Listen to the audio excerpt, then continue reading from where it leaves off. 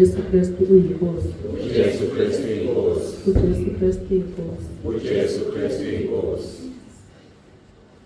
Ngicela abazali sithule number 150 siye emkhulekweni.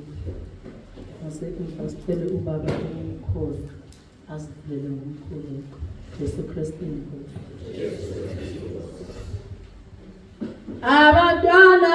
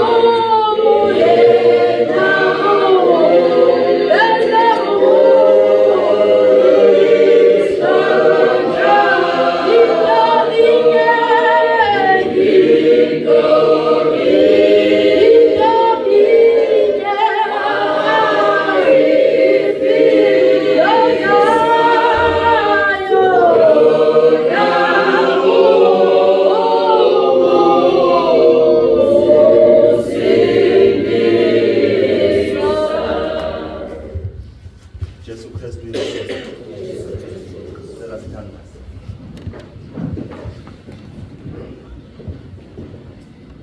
Baba wethu osezulwini phambi kwakho ngalesi sikhathi, siyabonga Nkosi ukusigcina kuze kube manje.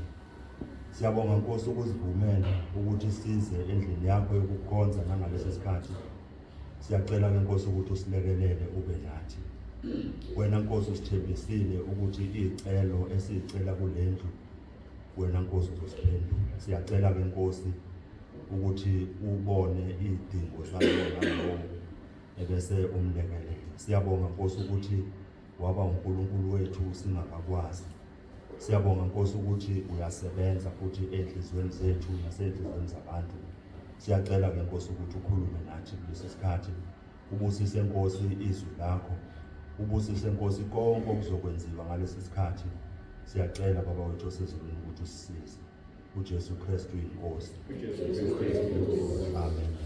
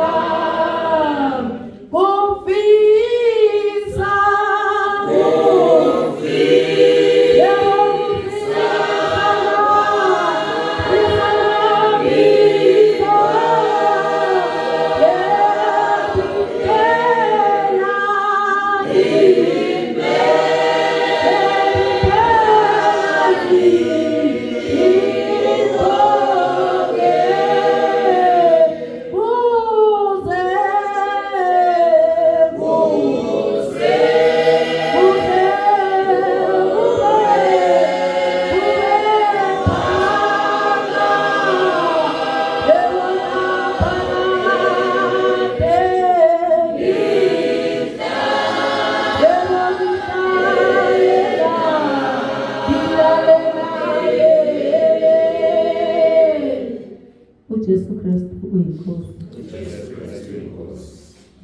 Ukuyithobokhulu bingelela kwabapostoli, bingelela kwabapostoli, obaba befundisi bonke abakhona, nomama befundisi, obaba, omama, abantu abasha, Sunday school. uJesu Kristu inkosi. uJesu Kristu inkosi. uJesu Kristu inkosi. Sasa nilithuka kusineze baba ukuthola zesamu.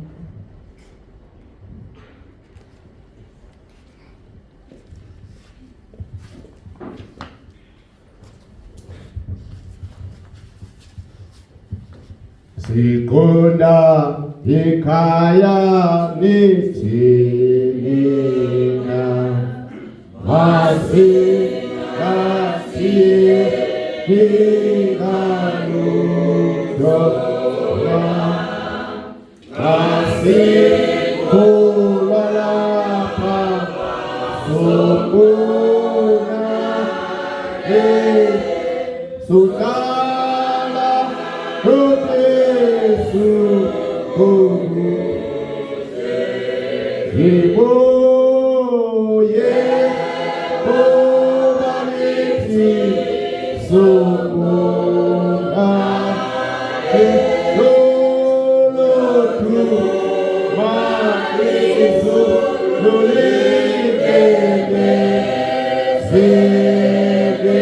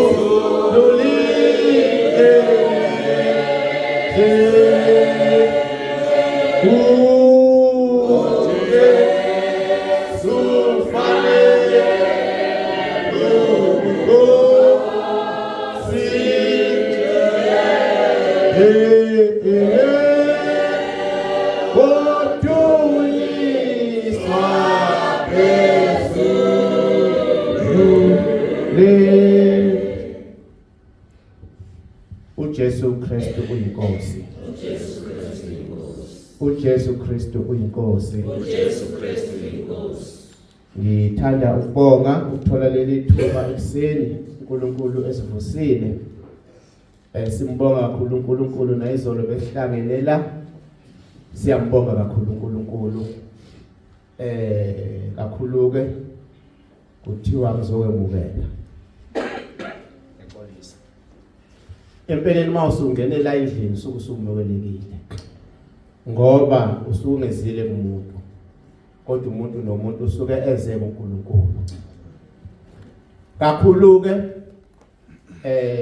ngokuthobeka nje angibingelele ubaba wethu ubaba umpostoli nomama umpostoli Mama Sibane no Baba Sibane. Bese ngokukhulu futhi ukuthobela esinobaba wethu la ubaba ukhuzwayo umakhelwane wethu Eleni ngokukhulu uyithoba ubefisa izolo ukuthi abe khona ngenxa yezimo ezithile wabambela. Sibonge kakhulu lapha sino baba Endabrecht. Siyamazi abanye bayamazi ukhona la phezulu eBamshela umhwebi unebhusha. Siyathoba kakhulu baba. Siyathoba kakhulu ukuthi sibe kanye nawe kulolu suku lwanamhlanje. Bese ke sinomakhelwane bethu lapha ngiyababona ngeke ngibadalule ngamunye ngoba ngizothi ngikhuluma nomunye ngithi ngisho komunye kanti sengishiyo umunye sesiyangena isitha ukuthi hawu baba usithole ushilo uthe usibanibani uyabemukela kodwa mina ngabanga njani asangemukela ngibona nethebu belikhona lapha izolo noma ngeke ngisho ukuthi lephi ngoba ngiyazi kakhulu ukuthi ngimdalule ngilibona nalo selilapha siyabonga kakhulu siphinde futhi simukele abadumisi simukele bonke abakhona la egameni lenkosi uJesu Kristu uyinkosi. Siyambonga kakhulu kuNkulunkulu muhle. uNkulunkulu uyakhuluma kuthiwa ngemukele kodwa angikwazi ukuthi kule ndima ngingadluli kuyo. Besisemshikashikeni omkhulu ngendlela eyisimanga. Kulezi insuku sila bayazika abanye bekunothuli ngendlela emangalisayo. Yabona ukuthi mawuhamba la icathulo zibisha. Usiyafika ke la uba umpostoli usacela abanye ukuthi bazosifafazela ngendlela ethile kwasho ukuthi abafike. Hayi sethi ke hayi akusithole ungahlupheki. uNkulunkulu wethu esimkhonzayo uzofafaza. Yabona khona izinto bantwana baNkulunkulu esingayithatha kalula nje. Kanti ukukhona kwaNkulunkulu kunjani? Bukhona buyasebenza. Wathi hayi babusithole ukhona uNkulunkulu esimkhonzayo. Uzoyifafazela yena asibashiye laba ngoba kusho ukuthi abasaphumeleli. Kwadlula. Nibonile izolo. Uthi izulu lenze njalo. Namhlanje umgwaqo lapha ugandeke kahle. uNkulunkulu siyambona ubukhona bakhe. Sithi ke nonke bandla ngamunye zizweleni namukelekile. Abanye izolo bebekhona la siyabonga futhi kakhulu ukuthi namhlanje bakhona. Kodwa ke mphathi wohlelo mhlambe sengiyocela ngesikhathi abazofakaza nabo bonke kuleli thuba ngiyocela nje ngoba bakhona abanye abafundisi ade secabanga ukuthi mhlawumbe bazofika kodwa ke uhlelo liyaqhubeka. Kusho ukuthi ngiyocela nje uma usufika kuleyo ndima sizocela nje baba bakhuzwane. Siyocela nje baba ukuthi usibingelele usibingelele ngokuthobeka. Siyathoba kakhulu ukuthi ukukhona bakho. Siyazi ukuthi lolu suku namhlanje usuku lwenkonzo. Siyazi ukuthi ufanele ngawo senkonzweni kodwa nje ngomusa kaNkulunkulu njengoba ukade ushilo baba wathi kufisa ngendlela eyisimanga ukuthi ube khona izolo futhi washo baba ukuthi cha umpintshile nje namhlanje siyathobeka kakhulu. Kusho ukuthi kuleli thuba ake ngicela nje usibingelele baba. Ngicela nje baba ukuthi usale usibingelele. Uyaqhubeka umphathi wohlelo kodwa baba ngoba kwamanje mangibheka usewena wedwa.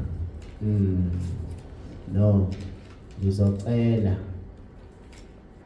mama umfundisi waseMafakatini. Ngizocela futhi nomama mfundisi umama uZondi naye futhi nje asibingelele. uJesu Kristu inkosi.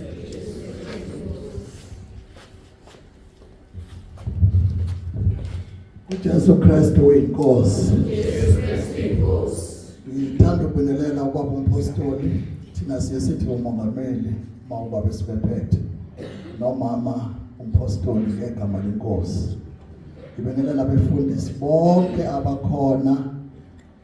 Ngibingelela kakhulu uSokhaya ubaba uSithole nomama uSithole. Ngibingelele abangcwele bonke abasuka kwindawo ezahlukeneyo. Ngibingelele nje nabazalwane la abakhona balapha eBhamshela kwelihle igama lomfana wethu Jesu. Ngilibonge leli thuba ubaba ngipha lona. Ngifisa ukusebenzisa ngilafishane Angibonge bazalwane. Number 1, bekufanele kuba ngabizwa lombekhona lo mhlangano ovula kwendlu yesonto uqondane neconference esinayo ebandleni.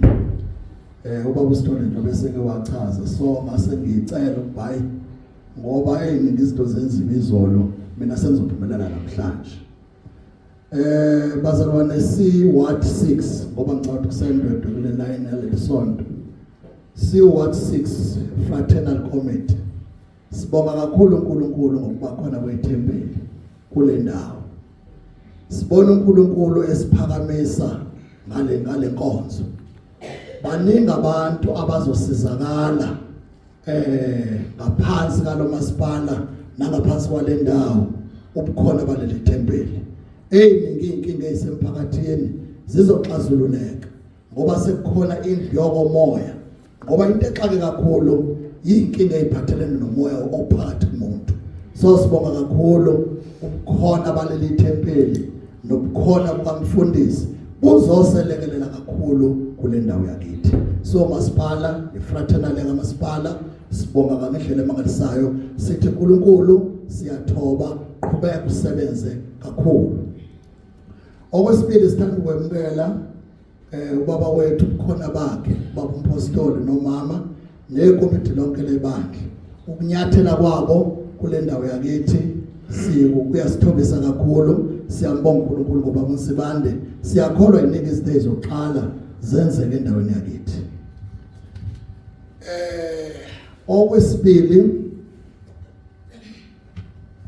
ngithanda ukuphakamisa ubongo uNkulunkulu kule ndawo yakithi. uNkulunkulu uyaqhubeka uyasebenza. Ngibonga kakhulu ukubona ubaba Mabu yakhula esagcinana naye kudala, ngimbona naye khona. Kunento eyenzekala ngo-2015 ngangizogcotshwa abantu abayi2 uDr. T.S. Barnes ohamba emhlabeni wadlula kuleli sonto. Masuka nje kuleli sonto next week siye ePort Elizabeth siyombeka. Wayela ubaba uTS Barnes ezomordena njengemissionary kwizwe laseAfrika. Ubaba Mabu yakhulu yena wayeqopha ebhale ephepheni leso story saphuma saziwa abantu. Ngakho ke ngiyabonga kakhulu uma ngimbona. Okwesithathu ke sengizobona phansi. Ngizothi baba uSithole uNkulunkulu esekusebenzise ngalendlela ukuthi akwenze ube isisebenzi ke manje emsebenzini kaNkulunkulu. Nansi into ebaluleke kakhulu makusuke kuqalwa umsebenzi, ukuthi kusetshenzwa kwabadala bebe bebuka abasha. Ngizofuna ukukhuluma ngaleli igama elithi i-succession plan. Kufanele manje kubukwa ukuthi ubaba uSithole njengoba eqala esebenza kube kuthandazela ukuthi mayiseqedela ubaba uSithole ubani ozoqhubeka, ngoba ziyafa izinto zizinhle ziphele seyisetshenzwe iminyaka uma engekho umuntu ozoba yisuccessor ozoyiqhubha leyo nto uNkulunkulu ayiqalile. Uma lo oyiphethe ngaleso sikhathi eqeda uNkulunkulu kube khona uthathayo. Ibandla kufanele kukhulekele ukuthi ubaba uSithole ekhona eqale ngayo uNkulunkulu ibe khona i-succession plan ukuthi mzwana uNkulunkulu eseqedile esekhulela ubaba uSithole angaze aphathe ubhoka aphathe induku ngoba engekho umuntu manje ozoqhubha umsebenzi. Akukhulekele lokho kube khona. Okusho ukuthi inkonzo yabantu abasha kufanele ibe khona ibudget yayo ukuthi abantu abasha ku-investwe kubo, kube nezivuselelo ukuba baphenduke babe ngabazalwane, kube nama-workshop, kube nama-conferences, kube nama-camps azokwakha abantu abasha ukuze ngelanga mayikhulu baba uSithole abe khona uJoshua ozoqhubha lenkonzo iye phambili. Ngoba makungekho lokho kuyosetshenzwa ngelanga baba uSithole mayibizwa inkosi angabe khona umuntu oyoqhubha lo mbono to the next generation. So ibandla kufanele likusebenze lokho kakhulu. Ngakho ke siyabonga kakhulu bazalwane wonke umsebenzi osuwenzekile. Ngiyakholwa uNkulunkulu ayenza into engenasizathu. Ngokuqala kwaleli thempeli umphakathi wakithi wonke uzosizakala. Sizombona uNkulunkulu esiza abantu abaningi kule ndawo. Ngakho ke siyanibongela bazalwane, qhubekani nibheke uJesu uzonihola entweni zonke. Ngiyabonga. Kristu inkosi.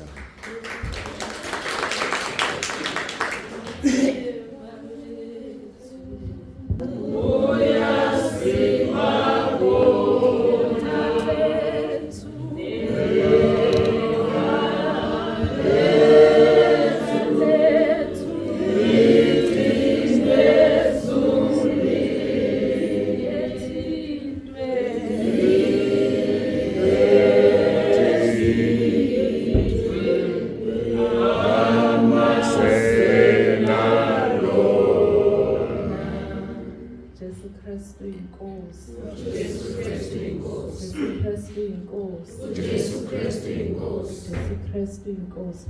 Jesu Kristu inkosi. Khuluzithoba ngiyabingelela baba umphostoli, mama umphostoli, baba umfundisi uSithole nomama umfundisi, abazalwane bonke, obaba, omama, abantu abasha, egameni elihle lomfowethu Jesu Kristu. uJesu Kristu inkosi. Jesu Kristu inkosi. Ngihlonipha nje izwi lomfundisi osihostile. Mina ngwala ekhaya. Amen. Abafundisi sibapha ithuba, abafundisi abasivakashele egameni likaJesu. Kodwa nomphefumulo wami bazalwane ugcwele ukumbonga uNkulunkulu. Amen. Kunezinto othi uma ubheka emumva umangale. Inhliziyo yami nje ike ibuze uNkulunkulu ukuthi Nkosi wangikhetha nami. Amen. Ukubuka umusa kaNkulunkulu ngesinkosi bengithi sengiyazana nawe, phinda futhi umusa kaNkulunkulu wanganela egameni likaJesu.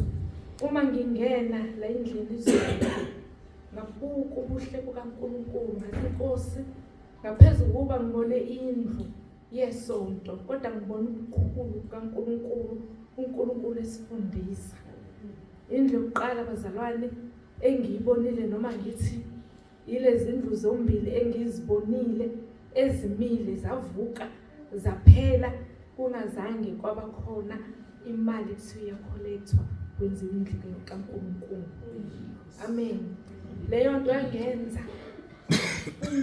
ubani uNkulunkulu. Amen.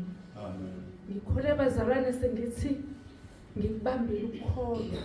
Ngakhula sengithi ngiyamazi, ngiyayazi Inkosi uJesu. Kodwa kunezinto eziningi ezintsha engizifundile ngathi Inkosi bengingakazani nawe. Amen. Enhlizweni yami yakithi mayivuka lento kugcwale ngisho inyembezi ukuthi Inkosi bengubani ukuthi nami ungikhethele ekuthela umusa wakho uphinde unganela. Enhlizweni yami kugcwele ukubonga baba umphostoli, mama umphostoli. Siyabonga kakhulu.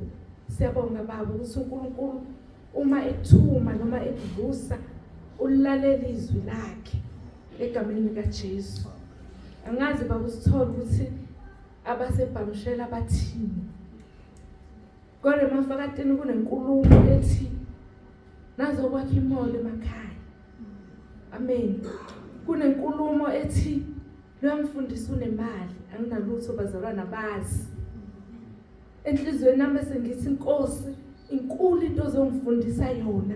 Bese kusenhlizweni nami Nkosi lokho ngifundisa kona ungaphuthi nakunye. Ngingalokhu ngijabulela ukuthi ubaba kodwa ngifunda ukuthi ubaba yini angifundise yona ngoNkulunkulu obize yena. Amen. So baba bekhuluma izolo eyichaza ukuthi eyani lendlu. Bavuka ezinye izinto esidlule kuzo bazalwane siphuma emakhaya angafani. Amen. Kwavuka nje bazalwane okunye engase ngihlambulukile ukuthi mina qobo ngangiutreasure la ngangikhona, ngangima la kube ama-JJ nama-JD. Amen. Singafundisi, singazi bazalwane izinto eziningi ubaba asibekela zona, uvula izwi leNkosi. Isindodakazi yami ngelinye ilanga mangoba ubaba ukhuluma ngezwi kanti thina sasilifunda siyingxenye. Amen. Enhlizweni yami njalo makwenzeka izinto ngibuka uNkulunkulu bese ngithi Inkosi mina ngifundisa ini. Haleluya. Bese kuyavuka ukuthi lokho ngifundisa kona Nkosi ngenze ngikwazi ngiqonde egameni likaJesu. Kuyangithobisa ukuthi nami ngibe umunye wabantwana bamama umpostoli nobaba umpostoli. Kodwa ukuthi kungithobisa ngisenkosi ngifundisa ukuqaphela endleleni yami yonke egameni likaJesu. Enhlizweni yethu ugcwele ukubonga sikulendlu. Othi mawubheka kuba ngaso simophuma uzobusubona ukuthi ngisekhaya eRichards Bay ngenxa ukuthi iyafana nendlu yasekhaya. Siyabonga bazalwane, siyambonga kakhulu uNkulunkulu wethu osivusele ensukwini zokugcina. Ngengizwe bazalwane ziningi izinto ezikhulunywayo. Amen. Ezinye zazo ziyaveza ukuthi umpostoli osiholayo umfundisi wensuku zokugcina. Uma evezwa njengomfundisi wensuku zokugcina, umuntu amveze ngokuthanda kwakhe. Omunye kumbuleka ukuthi umfundisi wensuku zokugcina onguJoshua ozohola ibandla ayolifaka ekhaya ezulwini, kodwa kwabanye kuvezeka okunegative. Bese kuthi kimi inkosi kwaba kanjani ukuthi ukumbule kuyiqinise livela kuwe kwaba umusa. Uma sengingenile bazalwane angase ngaba yithi sonke short Nkosi ususilandile, saqonda abangaqondi, siholeke sihambe emkhondweni yakho uJesu Kristu inkosi. Jesu Kristu inkosi. Ikoni ndawo emzimbeni omkhulu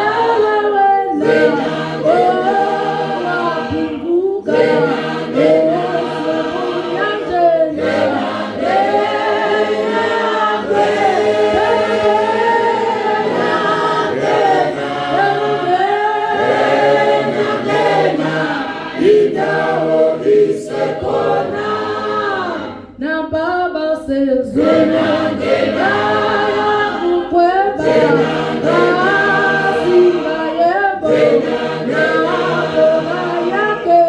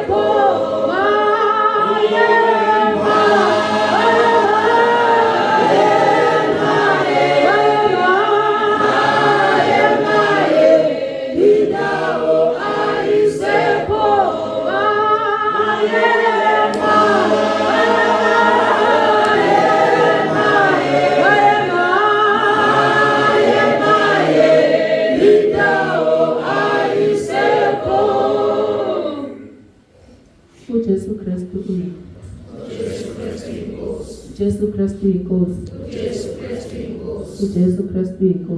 Jesu Kristu inkosi. Bafana sisi sizongena ubufakazini. Socela ubufakazi abawu-5. Umuntu uzokhuluma u-5 minutes. Ngicela wasiphambi kahle 5 minutes. Bazali umuntu ngiyacela mayifika la afike azisho igama lakhe nesibongo nokuthi usukaphi. Ngiyacela abazalwane basukume ofakazi abawu-5 beze phambili. uJesu Kristu inkosi. Sicela bame laphaya ukuze bangaveli kwekhamera. Kube Jesu kusho Kristu inkosi. ukukhuluma kuphela. Balinde bazalwane ngizosuka masibusuku.